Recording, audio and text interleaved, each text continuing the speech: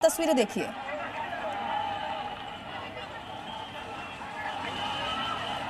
Hello, आंसू gas की phone switch off हो गया है। तो एक्सक्लूसिव तस्वीर इस वक्त हम आपको दिखा रहे हैं। ये आपको मैं बता दूं कि देखिए बहुत सारे लोग, बहुत सारी लड़कियां बेहोश हो गई और कई तरफ से बस को लगा के रोकने की कोशिश किया गया, लेकिन प्रदर्शनकारी इतने ज्यादा संख्या में थे। अभी आप देखेंगे कि कैसे तीन शौर्य वाहन जो सीआरपीएफ के होते हैं, जो टियर गैस फायरिंग के लिए ही पूरी यूनिट होती है सीआरपीएफ की, वो फायर करेंगे। बीएसएफ की जो यूनिट थी वो फायर करेगी और कैसे खदेड़ा गया है। लेकिन अभी जहां पर हम खड़े हैं ठीक पास में ही सेवा तीर्थ है, प्रधानमंत्री का आवास है और इंडियन एयरफोर्स का हेडक्वार्टर है। उस रोड को पूरी तरह से प्रदर्शनकारियों ने घेर लिया है। वहाँ पे काफ़ी बड़ी संख्या में प्रदर्शनकारी जुटे हुए हैं। अभी भी ये रोड खाली नहीं कराई जा सकी है। तो जैसे पुलिस खदेड़ रही है, सबसे बड़ी बात यह है कि जो भी इलाके हैं वीवीआईपी इलाके हैं, ये लुटियंस का इलाका है। सारे बड़े मंत्री, कैबिनेट मिनिस्टर, गृह मंत्री और जितने भी सुप्रीम कोर्ट के, हाई कोर्ट के जजेस हैं, उनके बंगले हैं। अब पुलिस को ये डर है कि अगर इनको खदेड़ा और ये किसी बंगले में कूद गए या वहाँ कोई कुछ घटना कर दिया तो ये बहुत दिक्कत में पड़ जाएगी दिल्ली पुलिस और पूरी सिक्योरिटी सीएपीज जो लगी है उनके लिए भी बहुत बड़ी प्रॉब्लम हो जाएगी। तो ये भी देखना इनको कैसे सैनिटाइज करना है, धीरे धीरे कॉर्डन ऑफ करके पूरे इलाकों को धीरे धीरे बाहर की तरफ निकालने की कोशिश हो रही है। इंडियन, आप आवाज़ सुन सकती हैं कैसे चारों तरफ से लगातार दिल्ली पुलिस के जो पीसीआर हैं वो हूटर बजा रहे हैं और इनको डराने की कोशिश हो रही है। लेकिन बहुत सारी संख्या में लड़कियां भी हैं जो फ्रंट पे आके, और वो पीछे हटने को तैयार नहीं है। कई बेहोश हो गई और उन्होंने चिकित्सा सुविधा लेने से भी इनकार कर दिया। तो बहुत सारी बातें हैं, बहुत सारी चीज़ें हैं।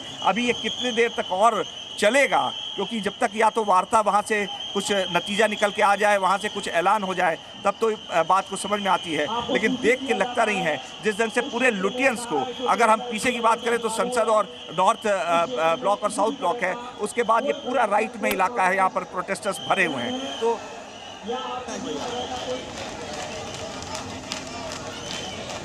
विजय चौक यहाँ से रास्ता है या किसी भी तरह का कोई प्रदर्शन, कोई प्रोटेस्ट अवैध है या आप किसी भी तरह का कोई प्रोटेस्ट नहीं कर सकते। आप इस जगह को तुरंत खाली कर दें, वरना आपके खिलाफ कानूनी कार्रवाई की जाएगी। वरना आपके खिलाफ कानूनी कार्रवाई की जाएगी। आपको सूचित किया जाता है भैया मोबाइल, ओ भैया मोबाइल। कोई प्रदर्शन, कोई प्रोटेस्ट अवैध है या आप किसी भी तरह का कोई प्रोटेस्ट नहीं कर सकते। आप करिए पीछे से, उधर चलिए, आप कभी हाँ जी, आप उधर चलिए, इस जगह को खाली कीजिए। ये दो अलग अलग तस्वीरें हम आपको दिखा रहे हैं। पहले दिल्ली पुलिस अनाउंसमेंट करती है, जब ये प्रदर्शनकारी नहीं मानते तो लाठियां बरसाई जाती हैं और उसके बाद भी नहीं मानते तो आंसू गैस के गोले तक छोड़े जा रहे हैं। सीधा रुख करते हैं, अनुराग हमारे साथ मौजूद है। अनुराग, जैसा कि आप बता रहे थे, लड़कियां वहां पर हैं, तादाद में लोग हैं जो बेहोश हो रहे हैं आंसू गैस के गोले, चूंकि अब कोई और विकल्प इस वक्त पुलिस के पास वहां पर है नहीं। लेकिन चूंकि पुलिसकर्मी भी वहां पर जख्मी हो रहे हैं, सबका जिम्मेदार कौन होगा? क्या सीजेपी के वो बड़े चेहरे जो प्रदर्शन जंतर मंतर पर कर रहे थे, उनको जिम्मेदारी लेते हुए इन लोगों को पीछे हटने के लिए कहना नहीं चाहिए? किसी की जान चली गई, कोई पुलिस वाला ज्यादा जख्मी हो गया, कौन होगा इसका जिम्मेदार?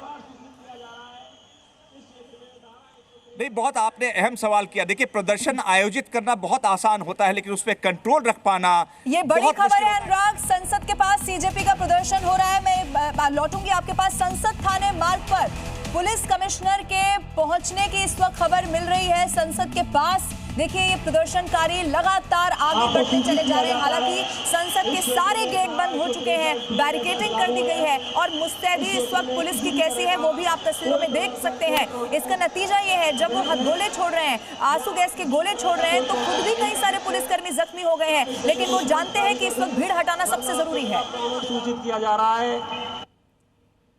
तो देखिए अनाउंसमेंट में हम आपको दिखा रहे थे, बार बार ये बताया जा रहा है कि बीएनएस की धारा 163 लागू है, आप यहाँ प्रोटेस्ट नहीं कर सकते हैं।